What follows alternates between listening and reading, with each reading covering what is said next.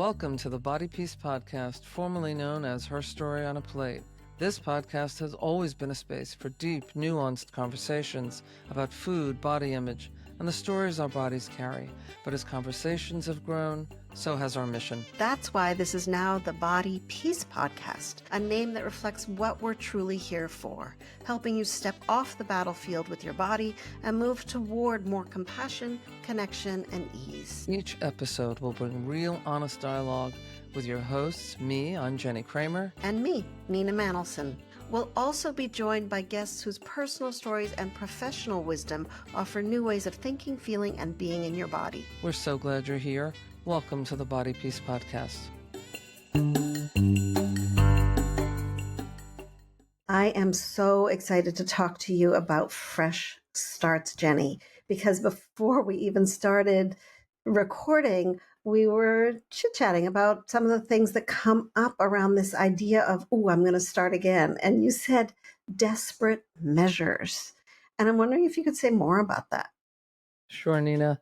So, as we're recording this, we are just at the week between Christmas and New Year's. And, for some, New Year's is a horror because there's just all of this pressure about all the things that we must do and change. And this time it'll be different. And this time will be better. Listen, I'm all about goal setting if there are things that in your life need to shift in some way. But the pressure of a New Year's resolution, the pressure of all the things I want to fix and change about my body, especially after the holidays, it's such an enormous pressure. And it leads to desperate measures, as I like to call it. Yeah. And it is, when you say that, pressure, right? It is. And we need to unpack that pressure because it's not necessarily an internal pressure. Sure, as you said, we might want to make changes. We might want to feel more vital, more flexible, more energetic in our life. Great, fair. But then comes this pressure that with it goes this certain way of eating and this certain size that's supposed to come with it. And the whole package actually of diet culture comes with our desires to evolve, right? Humans want to evolve. We want to change. That is completely natural. But with it, suddenly we're pulling along this giant burden of diet culture with us. It's funny you say that people want to change. You'd think it's more natural than that, right? There are people who are very comfortable in not changing, in routines, sticking with what works and not even being able to recognize if something doesn't work. That's just fear and comfort, and we all experience that, in so many areas of our lives. Change doesn't mean that I have to be a different person. And it most certainly doesn't mean I have to be a different size. I mean, I have rarely in my career seen a time that, like we are living in right now, where suddenly, on the one hand, diet culture is being talked about, it's being acknowledged. There are folks in larger bodies who are wearing it and wearing it proud, and it's inspirational and it's functional, and they're just, fabulous people. And then there's semaglutide, which is this injectable that has lots of different names like Ozempic and Wegovy and all those. And it has suddenly made it like, well, everybody can do it. And why not? Right. And all you have to be willing to do is suffer GI distress, injecting yourself, knowing you have to use it probably for the rest of your life, all of that. And by the way, your body will shift, but so does your facial features and other parts of the body. So it's just interesting that people will literally do anything to be a smaller size because of what we associate with that. Right. And that's the desperate measures, right? And some people, some of my clients who have come to me are like, no, I don't want to do the injectables. I don't want to do the weight loss drugs, but really I got to cut this out and I got to cut this out and no more this and no more this. And I only can eat this, right? Again, that perfectionism, I often think really leans into orthorexia, that desire to eat very specific, very strict, right? Really being orthodox with our food. And that's almost what the culture really prescribes and pushes for any new beginning, right? We talked about New Year's, but it could be, right? It's the beginning of the month. It's Monday. It's, oh my gosh, I have a wedding in 4 months. I'm going to start again now, right? All of those beginnings come with this incredible, strict rules and guidelines. And where do the rules come from? They come from shame. They come Yeah. from blame, self-blame. I was bad, I was indulgent, and now I Hmm. must be restrictive. I have to pull in the reins, I have to be good, I have to be strong, as if that's Yeah. what defines that. And if I can't, then I'm a failure. Now, Yeah. this is diet culture at its finest because it has Hmm. instilled in us this idea that number one, that's all achievable, and number two, that if it isn't, it's on you, not on anybody else, and not on anything else, right? It's all about you. You're Hmm. just a failure. Just face it. Oh no, don't face it. Start again.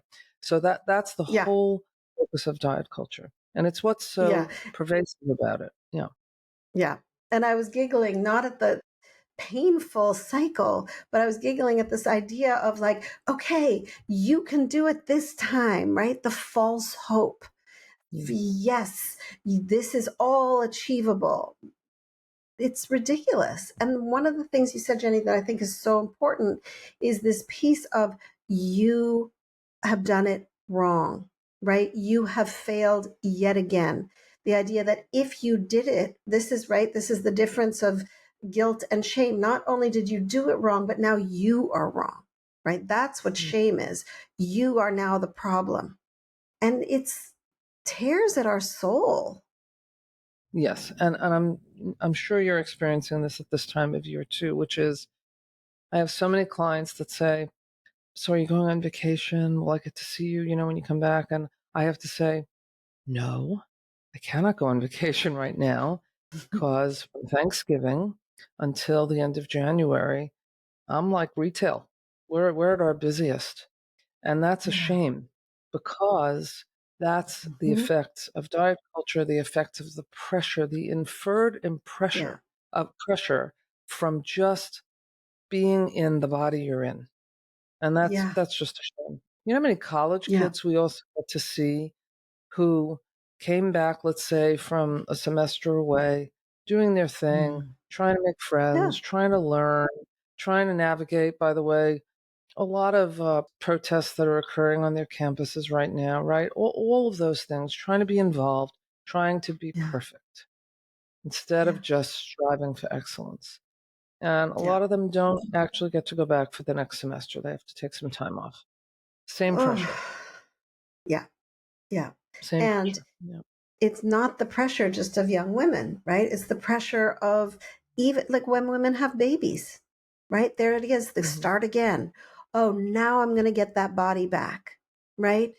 Oh, I'm going to be the mother of the bride. Oh, now I got to start again and really get that body back.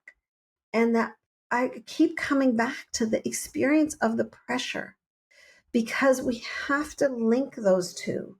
The start again with this internal, I'm not okay and I have to do something about it.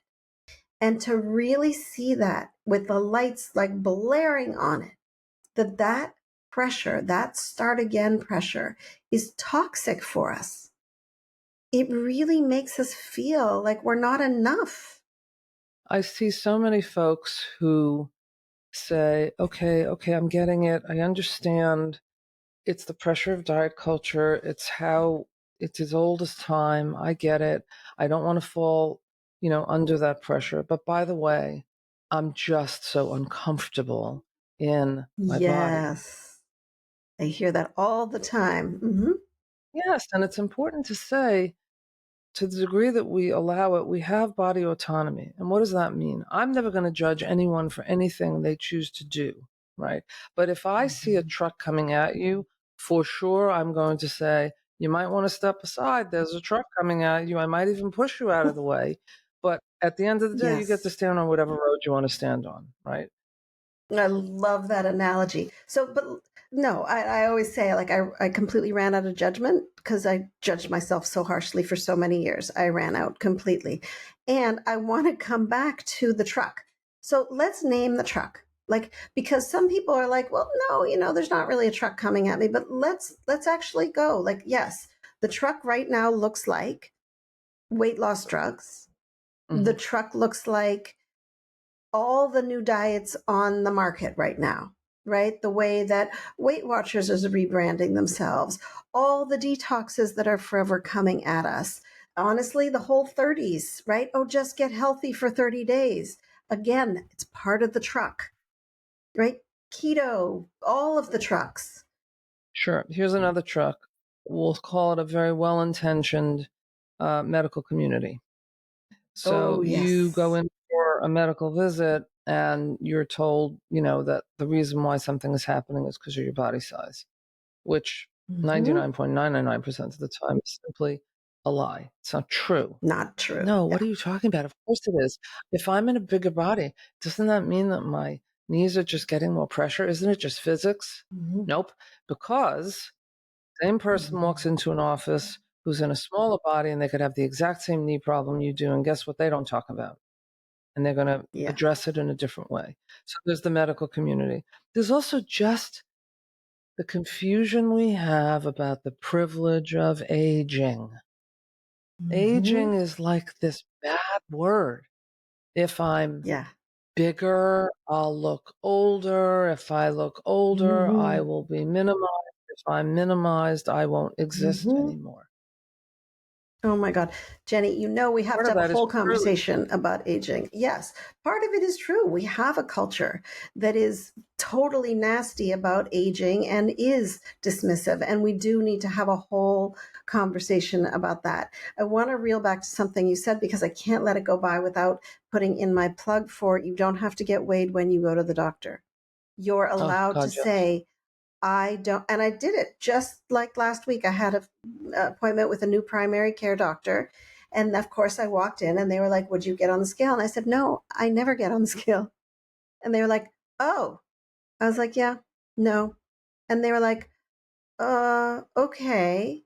They were a little flummoxed, right? And it was the nurse, right? Then the doctor comes in and goes, so I hear you don't get on the scale. And I was like, no, I work with women and their relationship with food and body. And honestly, scales are one of the most damaging things that women deal with in their relationship. It interrupts their relationship with their body. And she was like, well, okay. And she was very smart and lovely, and I really liked her as a new doctor.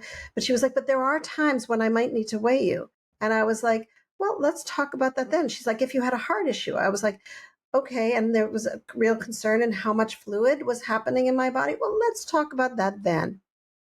And she was like, well, And see, okay. here's another example I like to give to when I'm Mm-hmm. asked to step on a scale and I say, "I'm sorry, I don't weigh," Mm-hmm. I'll get the same conversation, and here's the line that really just sort of stops all conversation. I say, "Well, if I'm having anesthesia today, you're right, I should be weighed, and if I'm not, then I guess there's no reason." Mm-hmm. And then there's this dead silence, like, "Oh, okay, Mm-hmm. okay." Because Yeah. truly, the way I understand it, anesthesia is kind of by the pound. But besides that, there really is no reason. Now, I Yeah. will say, there are exceptions, right? Like if you go to your doctor and you have had some really unintentional precipitous loss, then Yes. you want to at That's least concerning. talk about Yeah. and at least, establish some starting points so that you can figure that out. But really, there is no reason to weigh because Yeah. see, the thinking is, well, of course I have to. Isn't that one of my vitals? I get my blood pressure checked and I Mm-hmm. get my pulse checked. And shouldn't they be weighing Mm-hmm. me? No, actually, no. We've been Yeah. indoctrinated to believe that that is one of our vitals. It's not vital at all. No, there are much The better point. metrics that measure our well being, right? Cholesterol, blood pressure, Mhm. blood sugars, right? Those actually give us an indication of what's been happening inside. Our weight is, did we poop today? Do you have your period? Did you eat more? Like it's not a reflection of your well being. Mhm. And on the subject of blood pressure, it's important to say that a lot of medical settings are ill prepared with different size cuffs. So Yes. you get your blood pressure taken in a cuff that starts out too small, guess what your reading is going to be? High, very Yep. high. And it's a false reading. It's an artifact. So Yep. again, it's just about indoctrinating these settings. I mean, the simplest thing in the world. Wouldn't you think there'd be different size gowns? Wouldn't you think? Yes. Oh You know my how many gosh. women go through mammograms or Mhm. GYN visits and just say, you know what, I don't need a gown because it's barely covering my left arm anyway. So like, just go for it. And that's Yeah, degrading. it That's is. It's degrading. not respectful. It's really not respectful. So I want to reel back to this idea of, okay, so it's fresh start, it's the new year, it's I have a wedding coming up, I just had a baby, I whatever the fresh start is, right? I'm going back. It used to happen to me when I would go back to be with girlfriends for girlfriend weekends. Well, I haven't seen them in 6 months, right? Maybe I should do a fresh start so that when I see them, my body is different. Okay, so we have this fresh start. Okay, now I got to do desperate measures. Let's talk about, if you're not going to go do desperate measures, then what? Right? Then what are we going to do? I'm suggesting a different fresh start. The fresh start is in our thinking. Here's the fresh start. Mm. I'm going to be kind to myself. I'm going to be Mhm. gentle. I Mhm. am going to do everything in my power not to compare this body that has done miraculous things, this body that has been through good things, bad things, whatever it may be. I'm not going to compare this body to what I think another body is, because really it's Yeah. just based on my lens, my assessment anyway. That's just the idea of being human, right? And so the fresh start is really to say, okay, it starts with a deep breath. It starts with, I'm not going to have an opinion about what I Mhm. eat. Instead, what I'm just going to do is two things. One, I'm going to have what I want, and I'm going to be mindful of, do I have like a food allergy where having something I want would give me an anaphylactic reaction? That would not be a good idea. Separate from that, I'm going to have what I want. And the other thing I'm going to do is have whatever I want and eat it slowly. I'm going to enjoy Mhm. every smell, every bite, every sensation. And chances are my body is going to tell me when I'm full, and then I'll choose to honor that or not in just Mhm. that easy way of thinking. That's what's going to happen. I'm Mm. going to breathe. I'm going to walk. Oh, and by the way, I'm going to go about this in this slow and gentle way. Mm. So, Jenny, there's two main aspects Mm, of this fresh start approach that you talked about. One is my relationship with myself, right? Developing compassion, mm, developing kindness, developing a sense of warmth, generosity towards oneself, right? Being generous of spirit. So that's on one side that you talked about. And then the other important adjacent aspect is, and I'm going to listen with great respect and great honoring to my body, to what my mm, body wants, to how my body feels, to my sensation, right? One of the things I always talk about is our body has a language, and the language that our body speaks is sensation, right? So when you're talking, Jenny, about slowing down, oh, I'm going to be in sensation, and sensation brings us into our embodiment, and embodiment brings us to a sense of listening. And mm. so it's so beautiful what you said. There's two tracks. Great. I want to start again. I'm going to start on these two tracks. What do I want to do? Do I want to really focus first on this sense of just being gentle and kind and compassionate to myself? Do I want to focus on the listening, the attunement, sensation, right? And why I'm saying, do I want to start here, start there? Because there's so much in us that's like, I'm going to do it all. I'm going to do it all at once. It's a fresh start, clean slate. I'm going to listen deeply and be kind. It's a lot. I'm going to be Ease perfect. up. right? I'm going to be perfect. And there it is, right? That's baked into the fresh start conversation. I'm going to be perfect. Use two very important words, Nina: attunement and embodiment. And Hmm. they fall off the tongue easily, but I'm not sure most of us really, really pay attention and focus on it. Attunement is really knowing what your body is trying to tell you, past and present, without Yep. judgment, right? The Yep. body remembers. The body keeps the score, to quote a famous book, right? The body Hmm. remembers. And I'm really of a thinking, and this could sound like woo woo to some of the folks who are listening to us, your body believes what you tell it. So this goes back to the Hmm. practice of neurolinguistics. If you Yes. say things to yourself a lot, like, oh, kill me now. This is just, it's a very New York expression, right? But we say, oh, Yeah. kill me now, or, Yeah. I'm bad. I'm wrong. When you Hmm. tell your body, you fat so-and-so, whatever Hmm. you say in All your those head a nasty whole lot of things. time, Yep. your body starts to believe you. And what it Yeah. believes is that you're unworthy. So Hmm. imagine, I'm not Mm. telling you to put sticky notes on your mirror for affirmations unless that's your thing. Hmm. But what I am saying is to start a different conversation as a fresh start, start a different conversation with yourself. Hmm. So when you get up Hmm. in the morning, I know it sounds hokey, but when you get up in the morning, just greet yourself nicely, like, oh, Hmm. I got up. We're here. Isn't this a great day? Good start. Right. Hmm. And honor whatever aches and pains you might be experiencing, Yeah. or honor whether you slept well or didn't sleep well, and just be Yeah. kind and gentle. Now, I could picture somebody listening to us and saying, oh, sure. Yeah. Do you know what my household's Okay. like in the morning? You want me to be kind and Yeah. gentle? What are you kidding? So, Jenny, I want to tell you a story. So, I tried truly in the mirror for 10 years. Louise Hayed myself, right? I love myself. And for 10 years, the mirror literally like laughed at me, which is that's not true. And so, there's an in between that has worked for me and many of my clients before we can get to that place of, oh, hello, right? Like being kind and gentle, which was I'd get up and I would being mean to myself and I could just go, ouch, ouch, like that hurts. Mm. Before I could even get to, I'm going to be kind and gentle with myself, was wow, that's mean. Because there's so many women I have talked to that have said, I would never, ever, not in a million years, talk to anybody else the way I talk to myself, the way I call names towards my body. I would never, ever let that happen.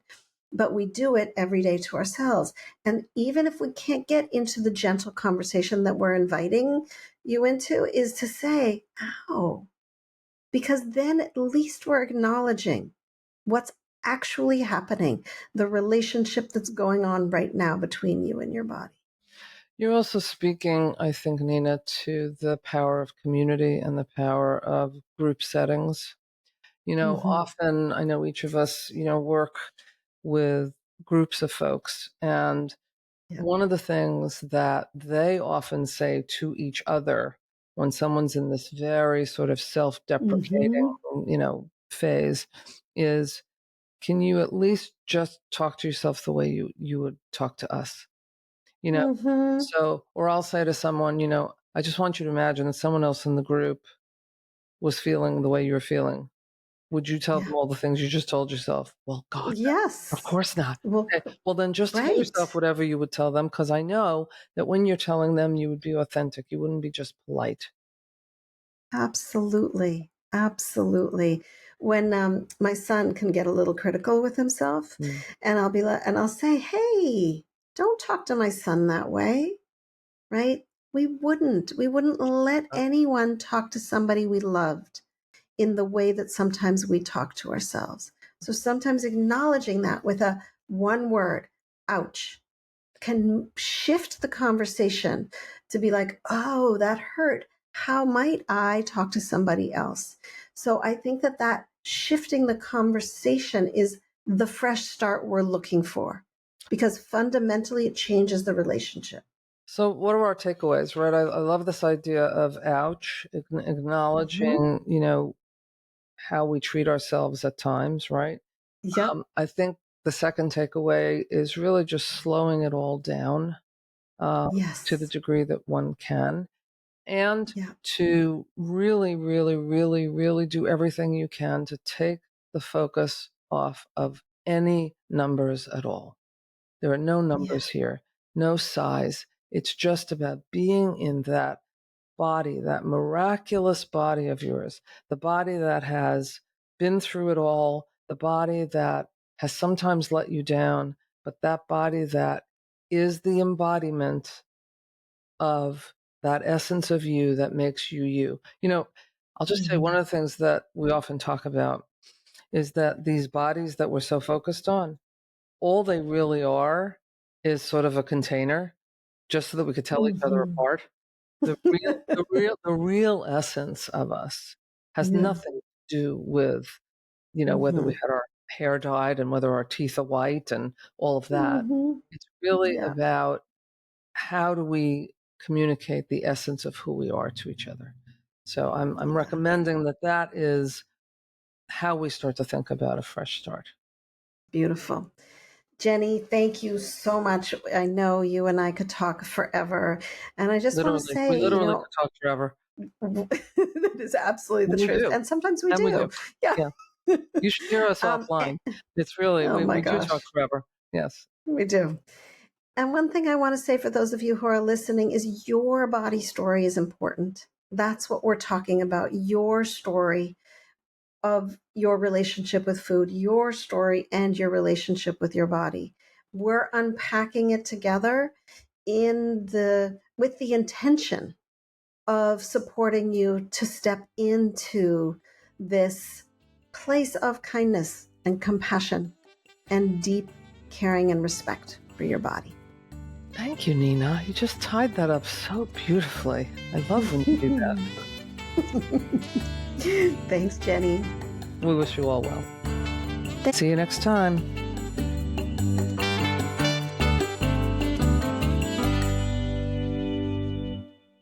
We're so glad you joined us on this episode of Body Peace. Stay connected as we continue exploring what it means to live in your body with more ease, trust, and care by subscribing to Body Peace on Apple Podcasts, Spotify, YouTube, or wherever you listen. Be sure to visit us at bodypeacepodcast.com for special bonus content for those on our mailing list.